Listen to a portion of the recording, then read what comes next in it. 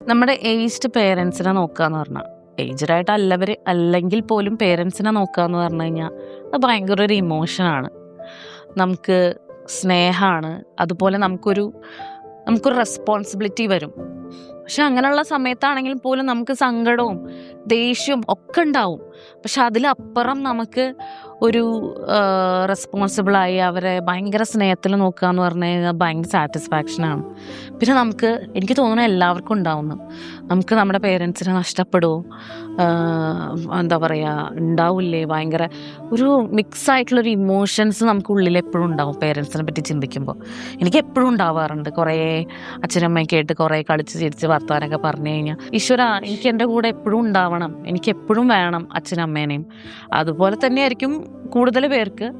അപ്പം നമ്മൾ ഇപ്പോൾ കുറച്ച് ഡിസ്റ്റൻസ് ആയിട്ട് നിൽക്കണ മക്കള്, പേരൻസ് ഒക്കെ ആകുമ്പോൾ ഇടയ്ക്ക് പോയിട്ട് പേരൻസിനെ കാണുക, ആ ഒരു റെസ്പോൺസിബിൾ ആവുക. അതൊരു പ്രഷറായിരിക്കരുത്. അത് അവരുടെ സൈഡിൽ നിന്നോ നിങ്ങളുടെ സൈഡിൽ നിന്നോ ഉള്ള ഒരു പ്രഷറായിരിക്കരുത്.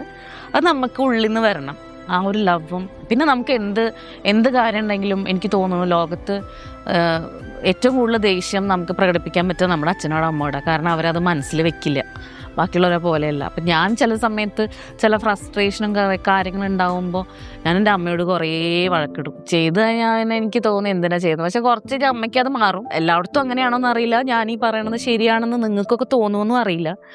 അപ്പോൾ അമ്മയോട് ഞാൻ കുറേ പ്രശ്നങ്ങളുണ്ടാക്കും, കുറേ തല്ലുകൂടും, കുറേ ബഹളം വെക്കും. പക്ഷെ അത് കഴിഞ്ഞ് കഴിഞ്ഞാൽ കുറച്ച് കഴിഞ്ഞാൽ അത് മാറി. പിന്നെ അതില്ല, പിന്നെ ആ പ്രശ്നം ഉണ്ടായതല്ല. അപ്പം നമ്മൾ മറ്റുള്ളവരോട് തല്ലുകൂടണ പോലെയല്ല, മറ്റുള്ളവരോടത്ത് ദേഷ്യപ്പെട്ട് പ്രശ്നങ്ങൾ ഉണ്ടാക്കുന്ന പോലെയല്ല നമ്മുടെ വീട്ടിൽ നമ്മുടെ അച്ഛൻ്റെ അമ്മയുടെ അടുത്ത് പറയുന്നത്. അപ്പോൾ നമ്മൾ എപ്പോഴും ആ ഒരു, ഇപ്പോൾ ഈവൻ ഡിസ്റ്റൻസിലാണെങ്കിൽ പോലും നമ്മൾ അച്ഛനെയും അമ്മേനെയും അറ്റ്ലീസ്റ്റ് കാണാനുള്ളൊരു ടൈമും പിന്നെ അവരൊപ്പം സ്പെൻഡ് ചെയ്യാനുള്ളതും ഒക്കെ നോക്കുക. എനിക്കെപ്പോഴും ആ ഒരു മിക്സഡ് ഇമോഷൻസ് ആണ് അച്ഛനമ്മ എന്ന് പറയുമ്പോൾ.